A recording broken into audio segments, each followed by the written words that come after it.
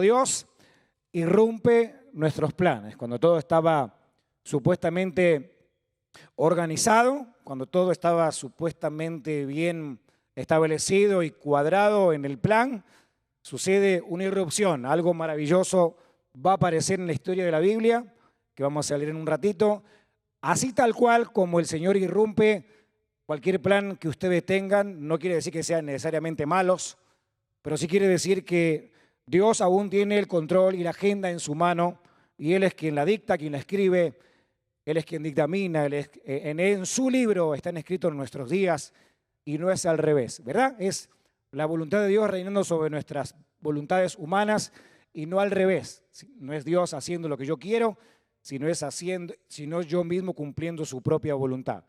Dios no hace lo que yo quiero, más bien yo debo hacer o debo esforzarme por hacer lo que Él quiere que yo haga. Vamos a la lectura en la palabra, ¿estamos listos?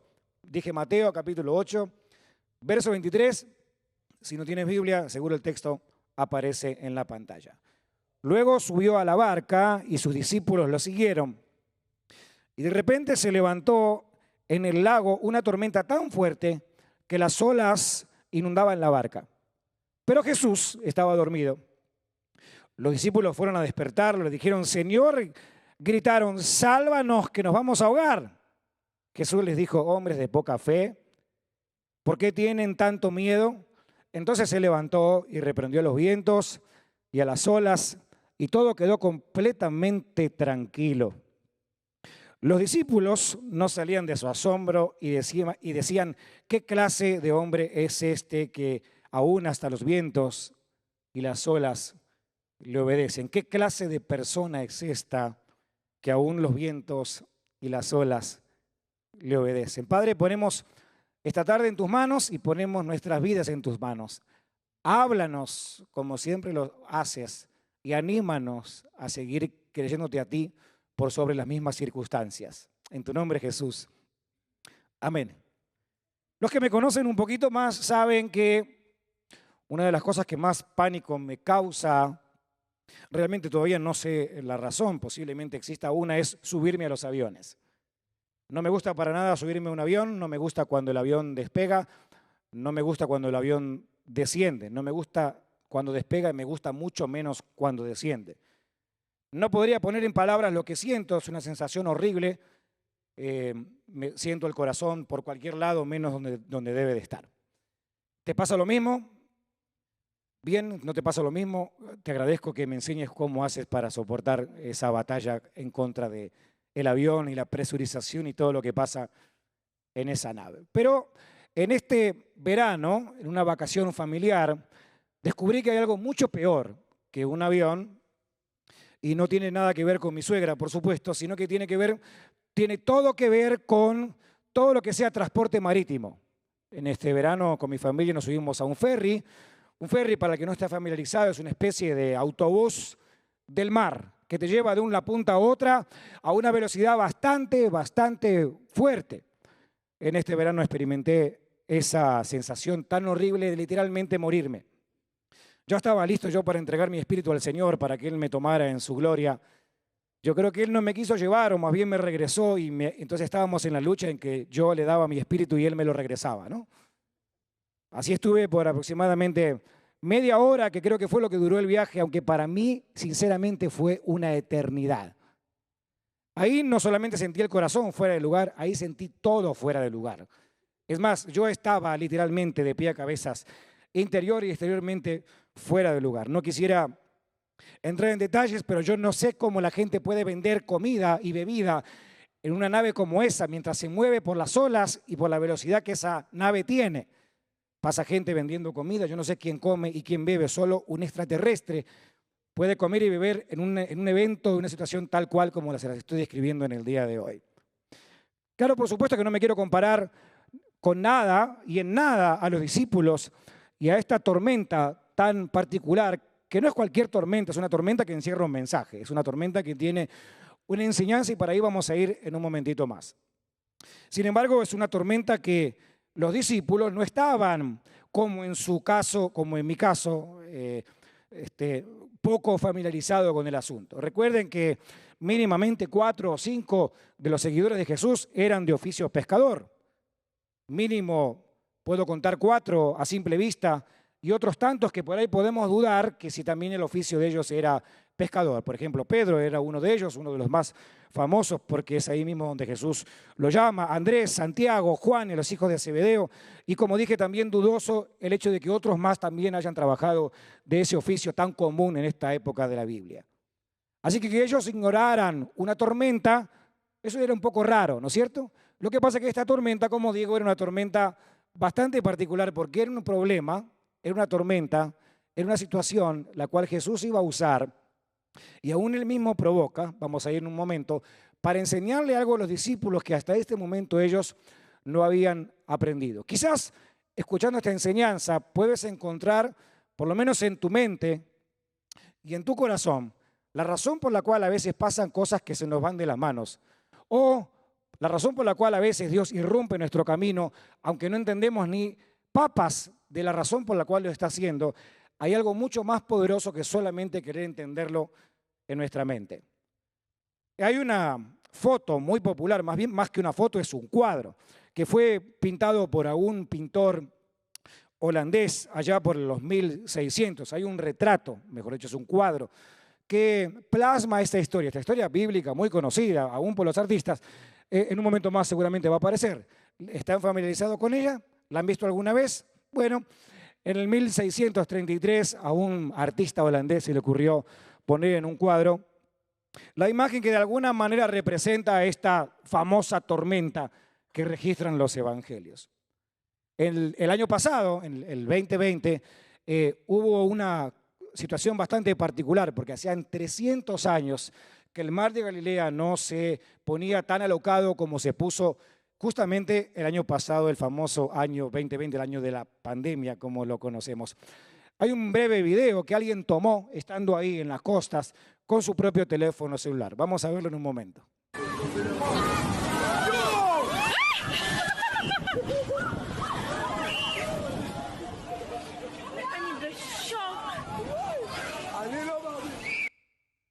Muy gracioso, por supuesto, para los que estaban tomando este video, porque eso fue el año pasado, pero nada gracioso para los discípulos que estaban en una barca precaria como la del momento, en el medio de esta tempestad. Es gracioso para nosotros mirarlo por un video.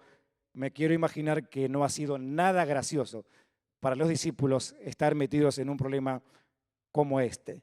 Y hablando de problemas, hablando de tormentas, hablando de esas cosas inesperadas, hablando de esas irrupciones divinas, quisiera hacer 3, 4, 5 preguntas, si me lo permites, en el día de hoy, como para adentrarme en el tema ya de una sola vez. La primera pregunta que tengo que hacerme y que les debo hacer a ustedes es si realmente creemos que su gracia, la gracia de Jesús, la gracia de Dios, es realmente suficiente para sobrellevar nuestros problemas cotidianos. ¿Creemos realmente que su gracia es suficiente para sobrellevar nuestros problemas de todos los días? Segunda pregunta, ¿creo realmente que el Evangelio de Cristo tiene el poder suficiente no solo para salvarme en el alma, sino también para sostenerme y fortalecerme en medio de las interrupciones de la vida? Tercera pregunta, y creo que es la última, ¿creemos que Cristo es suficiente para satisfacer todas las cosas que necesito, aún las más profundas de mi corazón? Creo que estas 3 preguntas, y obviamente una lista de preguntas más que podemos agregar, me imagino que de alguna manera debemos hacerlo a la luz de la Escritura, viendo a un grupo de personas que habían decidido a Jesús un poco como para solucionar sus problemas de todos los días, y ahora a Jesús se le ocurre meterlos en una barca y pasar por una tormenta que ellos no sabían si de esta iban a salir. Evangelios sinópticos se les llama a los 3 o 4 primeros evangelios. Puntualmente son 3 de ellos, no 4. Evangelios sinópticos se les llama porque son evangelios que se escribieron desde diferentes ópticas. Es algo así como mirar hacia la plataforma o el púlpito desde el ángulo donde estoy y escribo una idea de lo que veo. Ahora me paro en el medio y escribo una segunda idea, y ahora me paro en un tercer lugar y escribo en una tercera. Los evangelios fueron escritos en diferentes tiempos, pero se les llama sinópticos porque ven la misma escena en diferentes ángulos. Digo esto porque el Evangelio de Mateo, el que leímos, no dice la frase que dice el Evangelio de Marcos y que dice el Evangelio de Lucas. Déjenme leerles Marcos 4:35 o Lucas 8:22, que dice así: ese mismo día, al caer la noche, Jesús le dijo a sus discípulos: pasemos al otro lado.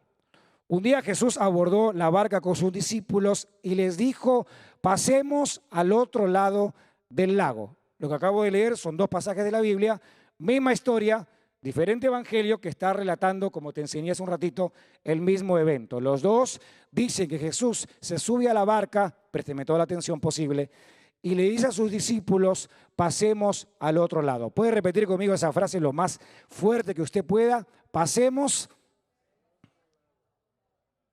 Eso Jesús lo dijo estando en la orilla. Ahora Jesús se monta a una barca con los discípulos, Jesús avanza en el camino que quiere tomar y surge una tormenta. Todo lo que pasa en el medio de esa tormenta, ustedes ya lo saben, porque lo leímos juntos. Se estaban ahogando, los discípulos se ponen nerviosos, Jesús estaba dormido. Noten esto, qué interesante. ¿Quién puede dormir en una tormenta? Solo Jesús. Los discípulos tienen miedo, van donde Jesús, lo despiertan, Jesús se levanta y hace un milagro delante de la cara, de los ojos, de la vista de todos los que estaban escuchando y viendo lo que estaba sucediendo a su alrededor. Qué interesante que Jesús un ratito antes les había dicho a sus discípulos: vamos a pasar para el otro lado. Y qué interesante que en el medio de la tormenta lo primero que se olvidan los discípulos es lo que Jesús había dicho. Si ellos hubieran acordado que Jesús les dijo a ellos que iban a pasar al otro lado, posiblemente, digo sin criticarlos, yo estuve en un ferry y odié la experiencia. No estoy criticándolos a los discípulos. Lo que intento decir es que si ellos hubieran acordado lo que Jesús les había dicho, posiblemente su reacción ante la tormenta hubiera sido diferente. ¿Están de acuerdo conmigo? No los critico, solo digo: caramba, ¿será que muchas veces en mi vida en el Señor no escucho o hago que escucho, pero no le pongo atención? Hago que aprendo, pero no aprendo nada. Hago que entiendo, pero no dijeron nada de lo que Él me quiere enseñar. ¿Cómo me doy cuenta de que he aprendido poco? Porque en el medio de la tormenta reacciono como no quería reaccionar. O mejor dicho, reacciono como no hubiera debido reaccionar. Lo diré otra vez. Si los discípulos hubieran puesto un poco de atención, y no solo escuchándolo con los oídos, sino con el corazón, a lo que Jesús dijo: vamos a pasar al otro lado. ¿Lo puede repetir otra vez? Fuerte conmigo.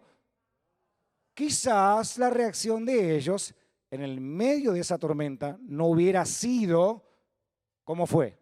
Quizás hubieran tenido miedo, claro, hubieran reaccionado de una manera estrepitosa, claro, pero quizás no hubieran tenido la actitud tan negativa que tuvieron en ese momento. Tengo que seguir avanzando porque las irrupciones que el Señor hace, no las hace porque nos quiere ver sufrir, ni porque quiere castigarnos por lo mal que nos estamos portando, ni porque estamos pecando y Él quiere sentenciarnos como el juez dictador que nos amenaza, como un tipo policía cósmico que está en el cielo esperando que te equivoques para castigarte con un ticket por haber hecho lo que hiciste. Más bien creo que el Señor en cada situación que irrumpe, en cada plan que se pone patas para arriba, en cada momento de esos que son bastante oscuros y tenebrosos, lo que tiene es una enseñanza poderosa que no la íbamos a poder aprender de otra manera si no estando en el problema. ¿Te has dado cuenta que la mayoría de nosotros buscamos a Dios intensamente cuando las cosas nos van mal? ¿No habría otra manera más hermosa de poder aprender?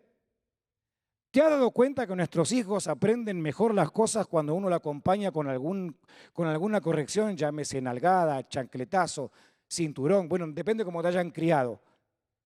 Y a uno como padre le da tanta pena porque dice: ¿no pudiste haber aprendido esto de una mejor manera que ahora tengo que meterte la enseñanza con un nalgazo? ¿Les pasa lo que a mí? ¿Sufre usted más cuando le corrige a su hijo de una manera correctiva, claro, sana, por supuesto? Por favor, no se metan en lío, si no terminan llamando 911. Lo que digo es que, caramba, me da pena y entonces tengo que darle una corrección física para que entienda algo que no entendió de primera mano. Y como padre, al igual que ustedes, vuelvo a mi recámara o a donde tenga que ir pensando, este muchacho, sobre todo el más chico, no pudo haber aprendido en la primera vez que se lo enseñé. Parece que en nuestra vida espiritual sucede exactamente que en nuestra vida natural. Parece que la ley del aprendizaje sucede igual. ¿Por qué será que Dios tiene que llevarnos a un tema así, a un problema así, en el medio de una embarcación para poder aprender algo que no podemos aprender de otra manera? ¿Te has dado cuenta que buscas más a Dios cuando la tormenta parece que va a ahogar tu barca que cuando las cosas van bien? Puedes decir amén si quiere. Si no, no tiene ningún problema. Yo sé personalmente que es así, o por lo menos es así mi historia. Dios me lleva a momentos de dolor, de crisis, de irrupción, de aflicción, y entonces ahí vuelvo a ser el mismo consagrado que fui hace un tiempo. Cuando las cosas me van bien, parece ser que junto con las vacaciones físicas también de vez en cuando me tomo vacaciones espirituales, vacaciones mentales, vacaciones emocionales, ¿no? Y comienzo a tener un poquito más de ego, a dominarme por mí mismo, comienzo otra vez a gobernar la carne, me guío más por lo que siento, por lo que quiero y por lo que sueño lograr, y de repente otra vez, de ahí viene la tormenta y el Señor me vuelve otra vez y me vuelve a hacer recordar que soy argentino, pero que soy un argentino redimido, perdonado por la gracia del Señor. Ninguno se ría, por favor, porque cada uno de ustedes tiene lo suyo. Amén. En ese momento es donde el Señor se atraviesa y te enseña algo que de otra manera no ibas a poder aprender. Algunos me mira con cara de asustado, como diciendo, pastor, ¿de qué se trata todo este asunto? La verdad es que el Señor siempre ha usado la misma estrategia para enseñar a las personas, a aquellos que de otra manera no iban a aprender. Te puedo nombrar 3, 4, 5 personajes de la Biblia y no voy a estirarme mucho en mi enseñanza hoy porque queremos tener un tiempo de oración y también de comunión, como te dije hace un momento, pero te puedo nombrar 3, 4 personajes que son famosísimos en la Biblia. Y voy rápido y empiezo con el primero, no en la lista, o por lo menos en mi lista. Moisés. Moisés era un tipo tartamudo, una persona que no tenía ninguna capacidad, digámoslo así, ninguna habilidad de orador, y Dios lo elige de una manera tan particular, según Éxodo capítulo 3. Dice que Moisés estaba pastando a las ovejas de su suegro, Jetro, y caminando entonces pastando, ve que había una zarza, una especie de arbusto en el desierto que ardía en fuego, y la zarza le habló. Bueno, a ver, póngame atención, por favor, porque si eso no es una irrupción divina, si eso no es un, hey, Moisés, frena un momento porque tengo algo maravilloso que decirte y tu vida va a cambiar para siempre. Yo no sé qué otra historia más contarte de la Escritura entonces. Porque que vayas caminando y un pedazo de rama que va ardiendo te hable, la cosa se complica, ¿sí o no? No, ok, perfecto. Entonces eso quiere decir que usted conversa con su gato, con su perro, con sus plantas. ¿Cuántos les hablan a la planta? ¿Cuántos hablan con sus plantas acá? Señor, libera a mis hermanos, sana a los padres. Una zarza ardiendo. Dios irrumpe el camino de una persona que pensaba que estaba haciendo lo que estaba haciendo y que era lo único que debía hacer. Una rama ardiendo, un arbusto en fuego, le habla. Y Dios usa una irrupción para mostrarle a alguien en el medio de su situación lo que realmente tiene que hacer. Dios le habla por esa zarza y le dice, de ahora, tartamudo, así todo, vas a ser quien vas a hablar con Faraón para liberar a mi pueblo. Tengo un plan contigo que supera tu propia debilidad, tu propia dificultad y lo que tú no sabes hacer, no hay ningún problema. Ya sé que eres tartamudo, ya sé que todo lo que no puedes hacer, ya sé toda la habilidad que no tienes, pero también sé que el poder de Dios supera cualquier cosa que a uno le pueda faltar. Amén a eso. Irrupción número 1. A Moisés le habla una rama ardiendo. ¿Qué irrupción? Un día de trabajo regular termina en un llamado divino para una misión divina, para una estrategia divina, para algo que iba a quedar registrado en la Biblia para el resto de la historia. La segunda persona, como digo, mi lista es una lista creada por mí mismo, así que definitivamente no tiene nada de orden en sí, de manera particular. Es Gedeón, otro personaje. Gedeón es alguien que está trillando trigo en un lagar. Déjenme explicar esto. El lagar era un lugar donde se pisaban las uvas. Trillar trigo no se hacía justamente en un lagar lo que se hacía en pisar uvas. La razón por la cual Gedeón estaba escondido en esa cueva es porque los madianitas, en una nación enemiga, la nación de Dios, venían cada rato y le robaban todo lo que los israelitas sembraban. Así que los israelitas trabajaban por su cosecha y de repente los enemigos se levantaban, venían, le robaban todo y se lo volvían a llevar. Estaban hartos de ser robados y asaltados y maltratados. Así que acá tenemos a un Gedeón, un don nadie, muerto de miedo, metido en una cueva, zarandeando el único poquito último trigo que quedaba, quién sabe para cocinar qué tipo de tortilla. A ese que está en esa cueva muerto de miedo se le para un ángel en la puerta y le dice, varón esforzado y valiente. Présteme toda la atención posible, por favor. Le dice, varón esforzado y valiente. Y Gedeón lo mira y le dice, no, te equivocaste, es el apartamento de al lado. Aquí no hay ningún varón esforzado y valiente. Aquí lo que hay es un tipo muerto de miedo, zarandeando el poco trigo que le queda para ver cómo hace para sobrevivir de tanto maltrato que recibe de la nación enemiga. Dios le dice a Gedeón, tú, Gedeón, eres un varón esforzado y valiente. Y Dios, irrupción divina número 2, comienza a hablarle a Gedeón de lo que Gedeón iba a hacer, no por lo que Gedeón valía, ni por la habilidad que tenía Gedeón, sino por lo que Gedeón iba a hacer conforme la fuerza de Dios en él y conforme la habilidad de Dios en él. ¿Alguien está aquí conmigo todavía? Para eso sirven las irrupciones. Podría seguir nombrando una lista interminable de ellas, pero termino con la última. Es una de las que más me gusta. Pedro, Simón. Cuando todavía era el Pedro en el proceso, dice Lucas capítulo 5, que se encuentra Jesús queriendo ocupar la barca de Pedro para poder hacer su ministerio. Cuando termina Jesús de usar su barca y de ser el orador en la conferencia que estaba dando a nivel nacional, le dice a Pedro, ahora te voy a pagar por haberte usado la barca, métete mar adentro, boga mar adentro, vamos al mar adentro porque vas a tirar las redes y vas a pescar. Pedro era de oficio pescador, Simón era una persona que sabía cómo se movían las aguas y de verdad que lo sabía. El primer problema era de día. Y de día se supone que no es un momento oportuno para pescar de manera comercial como lo hacía Pedro. Así que Pedro le dice, Señor, yo trabajé toda la noche, estoy cansado, estoy frustrado, lo he intentado, de alguna manera es lo que hago todos los días, así proveo a la casa y así le doy empleo a los que tengo conmigo, pero en tu palabra lo voy a hacer, está bien, como tú digas, así será. ¿Se recuerdan la escena? Ocurre lo que se conoce en la Biblia como la pesca milagrosa. Sacan tanta cantidad de peces que la red se rompía. Pedro llama a los amigos porque el milagro que había ocurrido ahí había sido extraordinario. Présteme toda la atención posible, porque si hubiera sido yo el del milagro, ahí mismo me quedo, me pongo mi propia pescadería y de una vez hago la franquicia, pescado Sandarío, pescado bendito. Amén. Fish taco, venga y coma, pruebe. Pague 1, coma 2, pague 2, coma 5. Y así me iría intentando hacer el mejor comercio posible.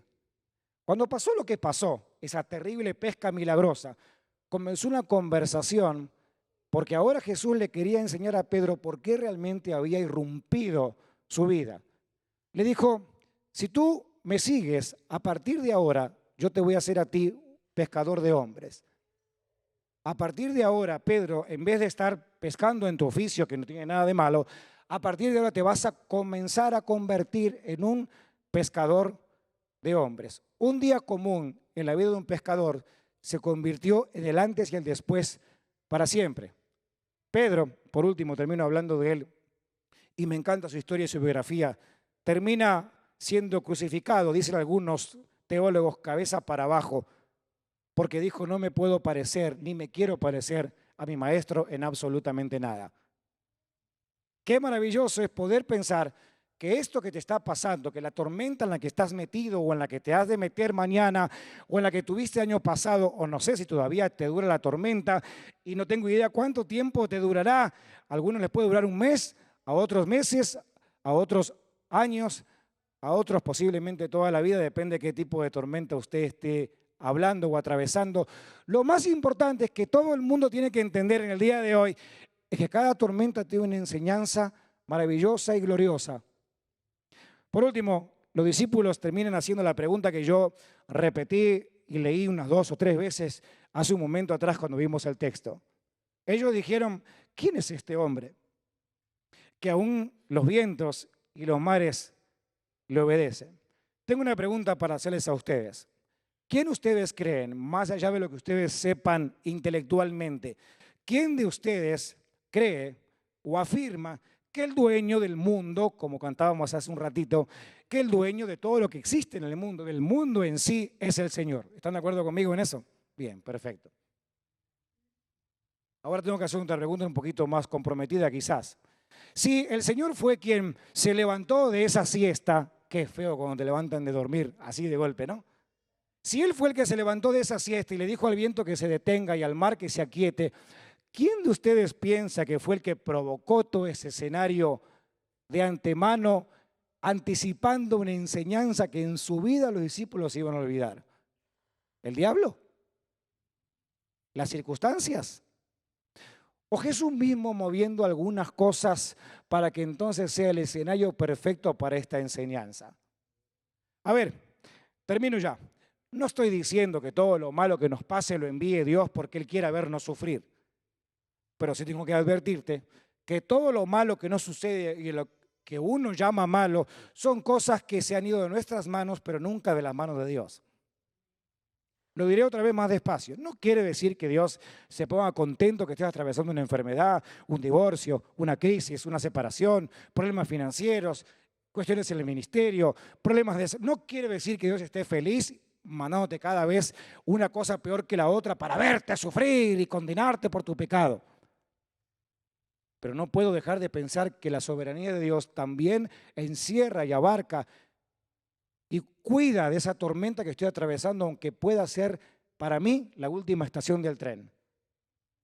Yo pensé en ese ferry que era mi último día. Y por favor, no se rían de mi desgracia. Realmente pensé que ese día yo me iba con el Señor. Dije, Señor, gracias por las deudas que tengo. Acá se las dejo a mi hijo como herencia. Quizás ustedes se sienten así. No por un ferry, ni por un avión. Quizás ustedes no sufren del mismo problema y quizás no lo tengan nunca, bendito sea el Señor. Pero lo que ustedes están atravesando o van a atravesar, ustedes van a pensar en algún momento que va a ser su última estación. Jesús le dijo a los discípulos, vamos a pasar al otro lado. Yo te animo a que hagamos algo en esta tarde, mientras te pones de pie y los músicos pasan conmigo. Ustedes se ponen de pie y los músicos vienen ya. Yo te voy a invitar a algo, casi práctico, te diría, tan sencillo de poder practicar. Lo primero que te voy a pedir es que te recuerdes lo que Dios te habló. Que te recuerdes lo que Dios te habló. No te voy a pedir que te recuerdes el sermón, ni que te recuerdes la prédica. Yo lo que intento preguntarte ahora, o tratar de buscar en tu mente, o ayudarte a buscar en tu mente, es lo que Dios te ha hablado, lo que Dios te habló.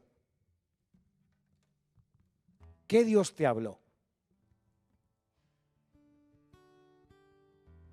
No te pregunto cuánto hace que Dios no te habla, lo que yo te pregunto ahorita es qué Dios fue lo que te habló, qué te habló Él.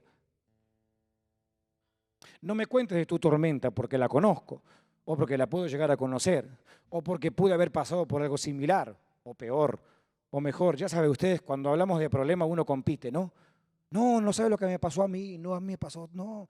Yo venía caminando y me caí de la bicicleta. Oh, no, yo me caí de la moto. Y viene otro y dice, no, yo me caí del avión.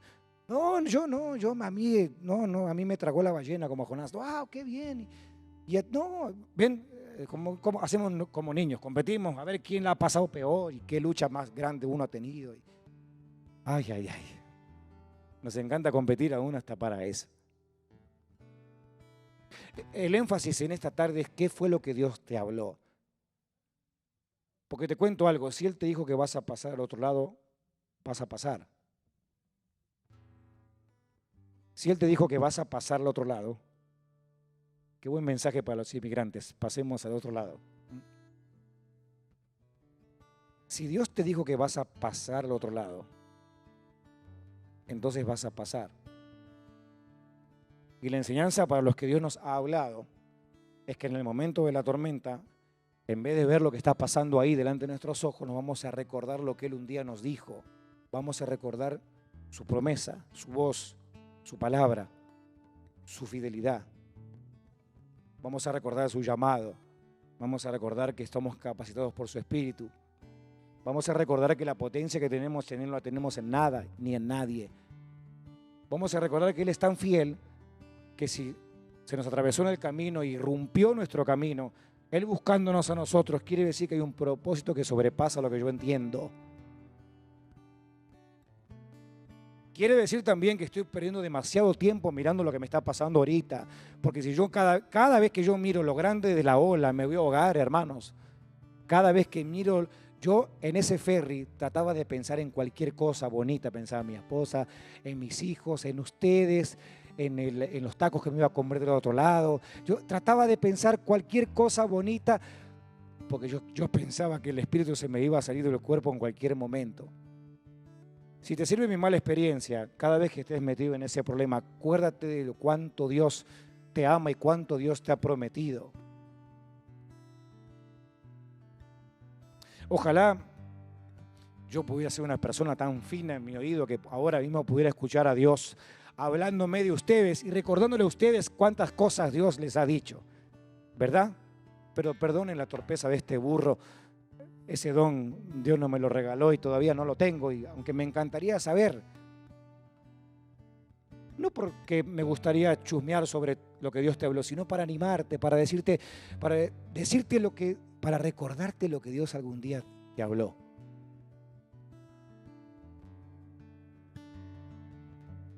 Cuando Jesús resucita, una de las mujeres que estaba en la tumba se llamaba María. ¿Se acuerdan? María estaba ahí, cerca de la tumba. Cuando Jesús resucita y se acerca a ella, que todavía ahora con cuerpo glorificado y que todavía nadie sabía del evento que había sucedido, se le acerca a María. Pensaban que era una persona que cuidaba el terreno, que hacía los arreglos florales del cementerio. Nada que ver, era Jesús mismo. Se le acerca a María y le dice, María. En realidad la Biblia dice que le dice María, pero María es el nombre que se traduce en español. Lo que le dice es Miriam. Lo que le dice es un nombre íntimo, ¿verdad? Por último, ya para que ustedes se rían un poco, yo tengo muchos nombres en la intimidad, ¿verdad? Sobre todo mi esposa usa todos esos. Me dice gordito,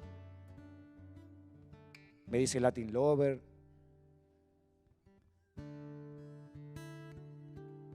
Y otras tantas cosas que no quisiera yo ventilarlas porque no es clase para matrimonio, ¿verdad?